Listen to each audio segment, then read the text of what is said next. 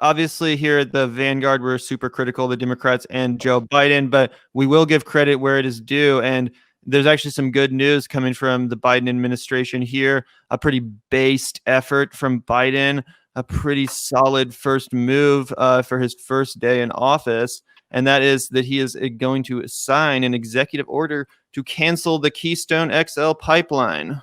Yeah, this is actually, I was shocked when I saw this. I did not think that this would happen under a Biden administration. Yeah, I mean, this is a good thing. There's just, no two ways about it. This is a good thing.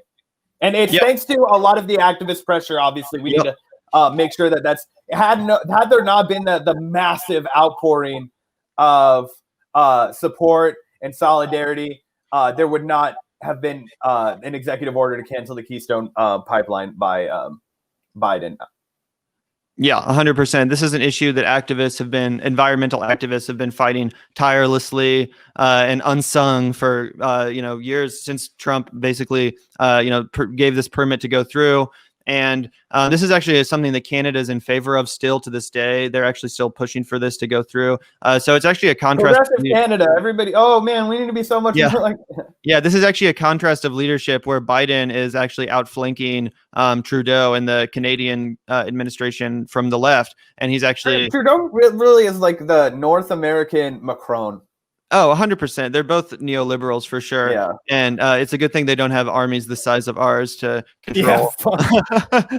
But again, so, obviously Joe Biden needs to be held to account when it comes to climate, and his climate plan does not go far enough. But it is, individual executive actions like this that activists can really successfully pressure, even a moderate administration like this to the left on. And these are serious wins. This isn't something that should just be overlooked. And especially as a contrast with one of Trump's final moves as president, which was to basically open up Alaska, some of the most pristine remaining environmental areas in the entire United States, up to oil drilling, one of the most disgusting and offensive moves to the environment. So this is clearly a contrast as far as environmental policy. And I think that it is a great place to start off, a good day one policy that I would certainly also do if I was the president, along with many other pipelines that I would cancel. I would definitely make sure to cancel this one. So again, this has been teased before. Biden foreshadowed it months ago. And again, I believe,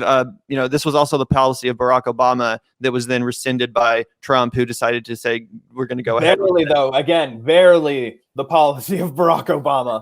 Yeah, for sure. Again, thanks to a lot of activist pressure that got Obama to do that. Yeah, because again, as one of his last efforts in office, I believe, after Trump had already won the election.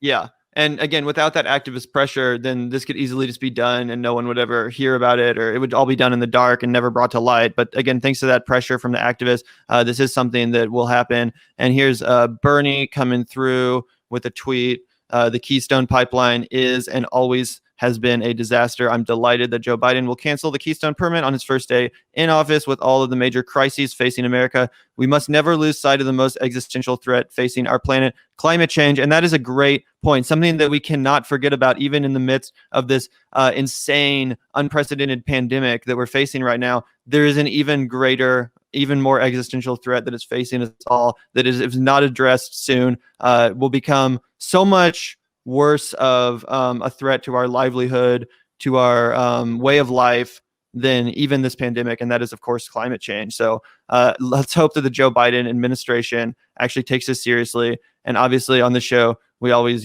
shout out groups like the Sunrise Movement and Extinction Rebellion, which are fighting tirelessly to make sure that we can have at least some movement to the left on these issues, some movement in favor of the earth and away from, the fossil fuel industries, these industries which basically, profit from the rape of our earth.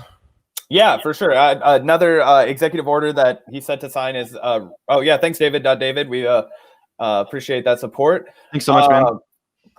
But I think he also announced that he would get back into the Iran deal, which I think a lot of people were kind of nervous that Iran wouldn't be interested in rejoining the Iran deal after Donald Trump's, tirade against one, assassinating a nuclear scientist, killing Qasem Soleimani, the whole massive sanction effort, the entire John Bolton era of getting into Donald Trump's ear on Iran. I mean, these guys have been itching, the like neocons from the olden days. I mean, they were like pushing for a war under Iran with Bush.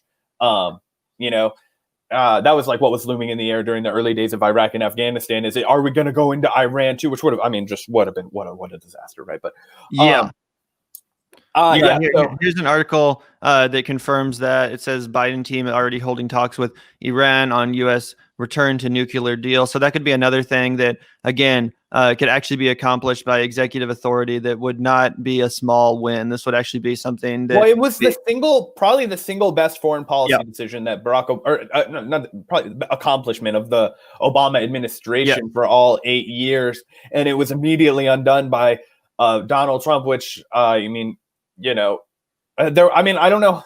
I'm not a foreign policy expert like this. I'm not sure what Obama could have done to make it more secure, really, when you have a guy like Donald Trump take the White House and just start assassinating and imposing massive sanctions, things like that. So good to see that that Iran is still open to negotiating with the United States, because frankly, from what I've been able to tell, the Iranian, the United States has pushed Iran to the fucking break, man. They do not want to. They did not want to wait any longer for Joe Biden to become president, and it was one of the, I think, unsung wins of not seeing Donald Trump for a second term is the potential for a war with Iran had he continued to escalate that, and had the Pompeo State Department continue to escalate tensions between Iran. Because yes, I agree, nuclear war is definitely among the greatest threats to humanity.